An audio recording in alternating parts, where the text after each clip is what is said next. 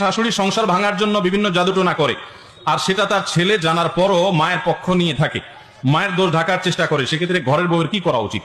আমাদের সমাজে অনেক শাশুড়ি, এমনকি অনেক বৌমা, এমনকি অনেক ননদ, অনেক ভাবি, অনেক পুরুষ, অনেক মহিলা এই কাজ করে। নিজের ঘরের নিচের কাছের লোকজনকে বসে আনার জন্য বা বিভিন্ন উদ্দেশ্যে জাদুকরের কাছে যায়, জাদু করে, ব্ল্যাক ম্যাজিশিয়ানদের কাছে যায়, ব্ল্যাক ম্যাজিকের আশ্রয় নেয়। পরিষ্কার ভাবে শুনে রাখেন, কোন কবিরাজের কাছে যদি কোনো জাদু টোনার জন্য যান, সাথে সাথে আপনার আমল নামায় সবচেয়ে ভয়াবহ বড় কবিরা গুনার ভিতরে একটি লেখা হবে। এবং শুধু তাই নয়, এই জাদুকর যারা এই জাদুর কাজটা করে দেয় মানুষকে, ইসলামের দণ্ডবিধিতে তাদের শাস্তি হলো মৃত্যুদণ্ড, সবচেয়ে কঠিন শাস্তি, চরম শাস্তি তাদের, কারণ গোটা সমাজকে অস্থিতিশীল করে দেয়। ভাইরা আমার, অনেকে আছেন আপোষের জন্য তাবিজ আনতে চান, পরিষ্কার ভাবে বলে দেই এগুলো হারাম। নিজের বৌমাকে আপোষ করবেন, ছেলেকে আপোষ করবেন, জামাইকে আপোষ করবেন, শাশুড়িকে আপোষ করবেন, ভাইকে আপোষ করবেন, অথবা যাতে করে বউ এর কথা স্বামী না শুনে, স্বামীর কথা বউয়ে না শুনে, শাশুড়ি যেন ছেলের কথা না শুনে, অথবা ছেলে যেন তার মায়ের কথা না শুনে। এরকম নানান উদ্দেশ্যে আমাদের ঘরে ঘরে আজকাল এই আপনার কবিরাজদের কাছে গিয়ে তাবিজ আনা, তারপরে এই জাদুকরদের আশ্রয় নেওয়ার প্রবণতা দেখা যায়। পরিষ্কার হারাম, মনে রাখবেন।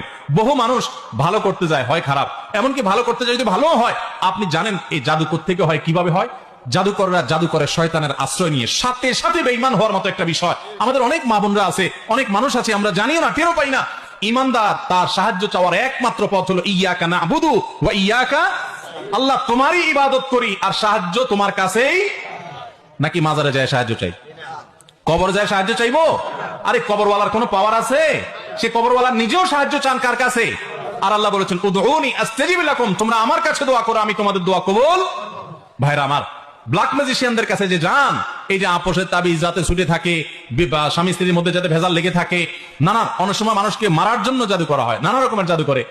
অনেক মানুষ নামাজ কালাম পড়ে আবার এই সমস্ত করে। আপনি জানেন যে এই জাদু করার মধ্য দিয়ে আপনি আল্লাহর প্রতি কুফরি করে শয়তানের সাথে হাতে হাত মিলিয়েছেন, আপনি বেঈমান হওয়ার পথ বেছে নিয়েছেন। আল্লাহ তাআলা আমাদের সবাইকে হেদায়েত দান করুন। তুমি এমন ভাবে আল্লাহর ইবাদত করবে যেন তুমি আল্লাহকে দেখতে পাচ্ছ। কথা বুঝতে পারছেন? খুব ডিফিকাল্ট, কথাটা বলা সহজ, আমল করা খুব ডিফিকাল্ট। তুমি এমন ভাবে আল্লাহর ইবাদত করবে যেন তুমি আল্লাহকে দেখছো। ওয়াইল্লাম তাকুন তারাহ ফাইন্নাহু ইয়ারাক, যদি তুমি আল্লাহকে দেখতে না পারো তাহলে জেনে রাখবে আল্লাহ তোমাকে দেখছেন। এই কনসিয়াসনেসের নাম হচ্ছে ইহসান, আত্মশুদ্ধি, আল্লাহ কনসিয়াসনেস। যদি কারোর মধ্যে ইহসান থাকে, সে কি পাপ করতে পারবে?